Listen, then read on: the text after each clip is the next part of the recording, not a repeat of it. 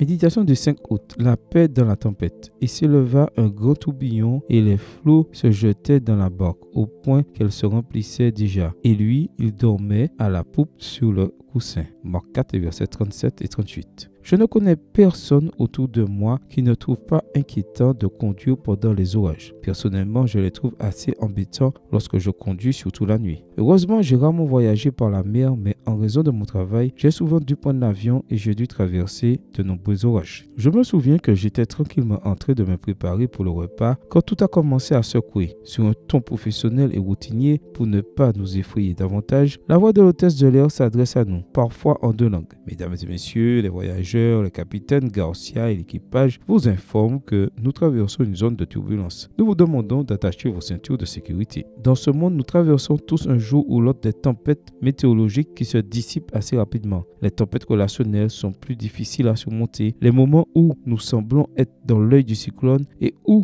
nous ne savons pas comment en sortir. Jésus et ses disciples ont également traversé des tempêtes. Marc 4, versets 35 à 41 nous raconte l'une d'entre elles. Je suis étonné de lire dans ce passage que Jésus, au milieu d'une tempête, dans un bateau fragile, ballotté par les vagues, est capable de dormir sous ses deux oreilles. Car selon mon expérience personnelle, j'ai du mal à dormir lorsque je suis en difficulté. Combien de fois ai-je prié, Seigneur, prête-moi ton oreiller cette nuit, alors que mes soucis m'empêchent de m'endormir. Dans cette vie, les turbulences sont presque inévitables. Nous devons apprendre à les affronter avec réalisme, force et sérénité. Pour moi, cela signifie rechercher l'aide de Jésus. Mon expérience personnelle m'a montré à maintes reprises que si je veux atteindre la paix de l'âme au milieu de mes tempêtes, j'ai besoin de la paix que la présence du Christ apporte à mon cœur troublé. Lorsque le repos semble être un compromis impossible entre le corps, l'âme et l'esprit, le même Jésus qui était capable de dormir au milieu de la tempête est toujours prêt à nous prêter son oreiller. Marc 4, versets 35 à 41, et à nous accorder sa paix. Pour moi, cela signifie continuer à ramer fidèlement dans mon bateau contre vent et marée, lui faire pleinement confiance et lui permettre de diriger ma vie, même quand il me semble qu'il dort. Amen.